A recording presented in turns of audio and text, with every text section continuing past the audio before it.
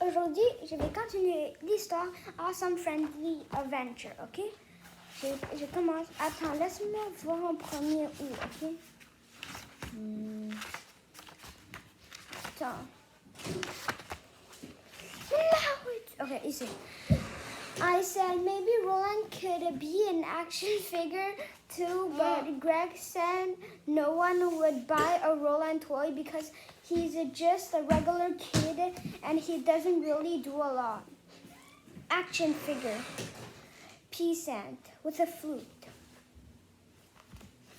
When I said maybe Roland could be a young wizard who has a wand and casts spells, but Greg said I need to come up with something better because no one would read a book about a boy wizard. Greg said Roland needed to be tough, like Garg. He said boys would like Garg, but girls be in love with him and they'd put Garg poster in their bedroom. Then Greg said when they make the movie, I'll have to bring in a builder to try out for a part of Garg. I said maybe girl would put poster of Roland up in their bedroom too. And Greg said, yeah, maybe after Roland hits puberty and gets braces. Greg told me once I finished this book, I should write a prequel where Garg is a baby. And that way we could sell dolls and make millions of dollars. Baby Garg. Garg, what?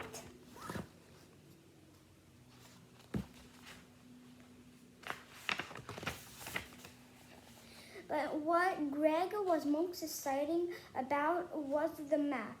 He said it was great that there were a ton of different environments because that meant we could get kids to buy the same action figure a bunch of times. This is Desert Garg, this is Jungle Garg, and this is Snow Garg, okay? And Greg said we could sell all sort of play sets for all action figure because that's where we really is money is. Salty Sea play set. He said his only problem with the map is that it doesn't make a whole lot of sense. He said I can have a desert right next to a place that's so snowy because that's not the way things work in real life. Plus, he said there was something I was gonna have to fix, like the river that went in a circle, since that's not even physically possible. But I said it was a lazy river and it's magic. And I told him my story is fantasy, so it doesn't have to make sense anyway. Greg said if it's supposed to be fantasy and I can have real place on the map like the North Pole, but I told him I put the North Pole on there because I'm hoping Roland and Garg might get to visit Santa Claus at his workshop. Greg said if I put Santa Claus in the story, he was gonna quit. Then Greg told me he didn't really care what was on the map as long as the next chapters not just about Garg and Roland's shopping. And I told Greg not to worry because now the adventure is about to start for real. But hopefully Roland and Garg get to meet Santa somewhere on their journey because they would be pretty cool. Chapter 3.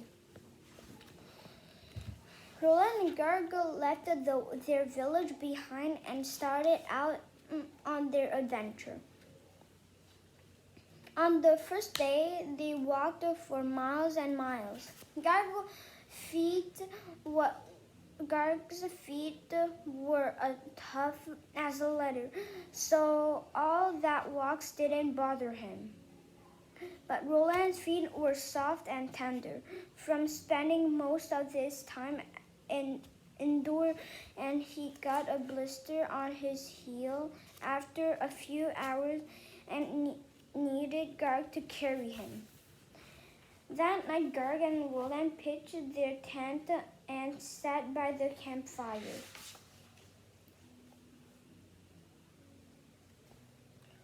Whenever Roland got a blister or a splinter back home, his mom always made him feel better. And thinking about his mom made Roland very sad. The next morning, Roland and Garg came to a village that was just like theirs, but the road was blocked by boulders because there was an avalanche the night before. Roland offered to help clear the road, and the village said sure. So Garg and Roland spent the rest of the day moving heavy rocks, which wasn't as easy as Roland thought it would be. Hooray! That night, the villagers gave Roland and Garg a hot meal, a soft bed to sleep in, and in the morning, Roland and Garg packed their things so they could get back on their road. But the villagers told Roland and Garg there was something else that they need help with before they head out. The villagers said the stable were a total mess because nobody had cleaned them in a year.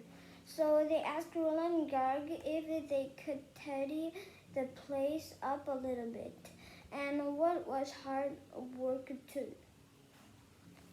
Hooray! It took a lot longer than Roland expected.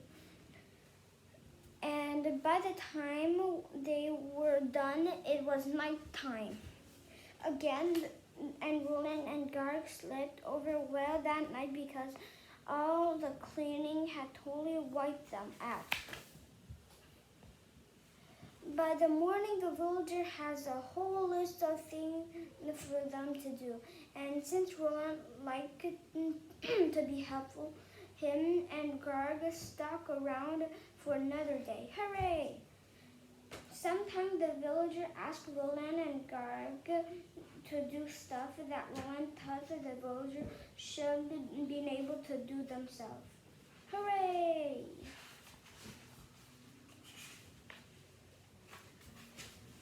But whenever Roland mentioned that to the villager, they always said the same thing. We don't know how. And even after Roland taught them how to do something, they still didn't get it. But if you're thinking, gosh, those villagers were pretty dumb. Well, remember, this is back before school were invented, so they were a lot of things people didn't know. Even tough, Roland really wanted to get going to stay and kept helping out in the village because he knew that would make his mom proud. Ok, aujourd'hui, je vais raconter ici. Alors, je vais continuer l'histoire Awesome Friendly Adventure demain, ok? Alors, je vais vous voir demain. Au revoir.